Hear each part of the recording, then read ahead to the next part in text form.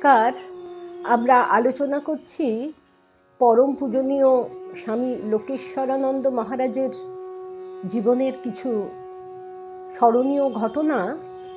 স্মৃতিচারণটি করেছেন শ্রীমতী মিতা মজুমদার, যিনি রামকৃষ্ণ বিবেকানন্দ সাহিত্যের স্বনামধন্য লেখিকা। শ্রীরামকৃষ্ণ বলতেন, মন তোর, আসল কথা হলো সব ভিতরে।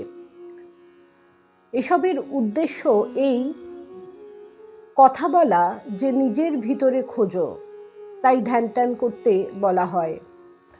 বর্তমান আমি যেন ভবিষ্যৎ আমিকে পুজো করছি, প্রকৃত স্বরূপকে পুজো করছি। পুজো মানে তো তাই। আমি আমার কাছে প্রার্থনা করছি, দয়া করে আমার দুর্বলতা, আমার অজ্ঞানতা দূর করে দাও।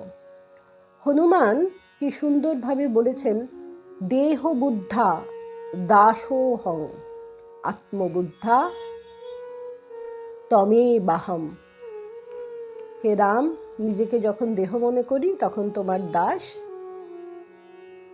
আর যখন আত্মা মনে করি তখন তুমি আর আমি একাকার। লোকেশ্বরানন্দ মহারাজ দুরূহ তত্ত্ব সহজ ভঙ্গিতে এমনভাবে বোঝাতেন যেন গল্প করছেন।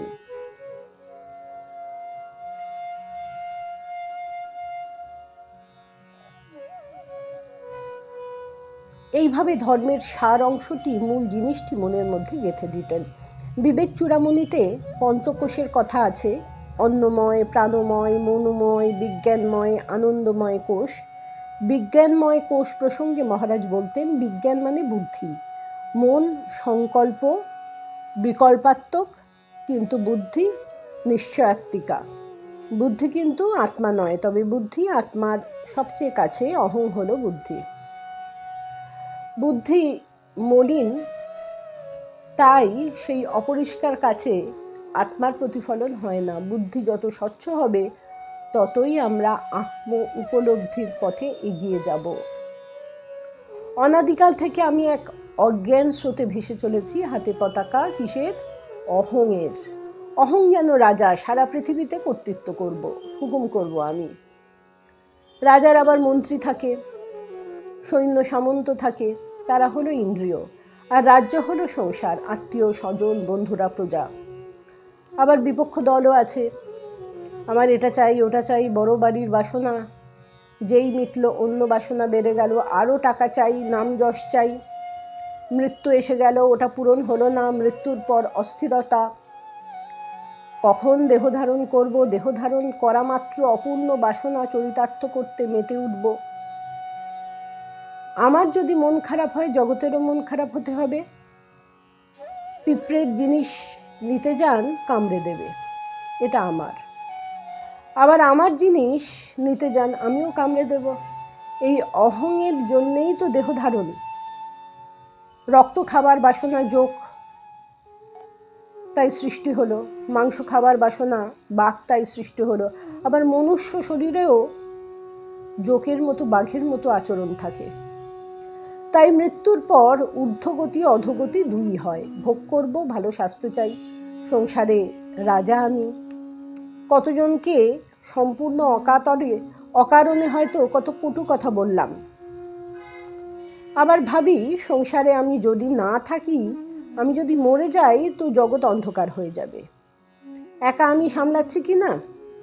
এক পাগল মাথায় পাগড়ি বেঁধে হাতে লাঠি নিয়ে একটার পর একটা বাড়িতে গিয়ে পেছন দিকে যে ভাঙা হাঁড়ি কলসি আছে তা ভেঙে ভেঙে বেড়াচ্ছে আর বলছে, আর পারি না। কিন্তু বুদ্ধি স্বচ্ছ শুদ্ধ হলে এই দেহেই আবার স্বরূপ জ্ঞান হয়। তখন সে দেখতে পায় যে আমি তো সব হয়েছি, আর কি চাইব? কোনো বাসনা নেই। তাই বিবেক বৈরাগ্য এই দুয়ের সাহায্য নিয়ে অজ্ঞানতা দূর করতে হয়। বিবেক ও মন, কিন্তু ওই কাঁটা দিয়ে কাঁটা তুলতে হয়। সংসারে ঠাকুরকে ধরে চললে তার ফল কি হয় সে কথা বোঝাতে গিয়ে মহারাজ বলেছিলেন, ঠাকুর বলতেন, সংসারে আছো থাকো, কিন্তু খুঁটি ধরে থাকো। বাস্তবিক সংসারে তো দুঃখ বিপদ শোক তাপে অধৈর্য করে দেয়, কিন্তু খুঁটি ধরে থাকলে পড়ে যাবার ভয় নেই। যেমন মহারাজ বলছেন তার একটা অভিজ্ঞতার কথা। আমি দুজন ডাক্তারকে জানতাম, দুজনেই বড় ডাক্তার। প্রথম জনের একটি ছেলে, সেও ডাক্তারি পাশ করেছে। বাবা তার প্র্যাকটিসের জন্য চেম্বার করে দিয়েছেন। ছেলের বিয়েও ঠিক হয়ে গেল। তা সেই ছেলে হঠাৎ মারা গেল। সবাই সান্ত্বনা দিতে এসে দেখেন তিনি ঠাকুর ঘরে বসে আছেন।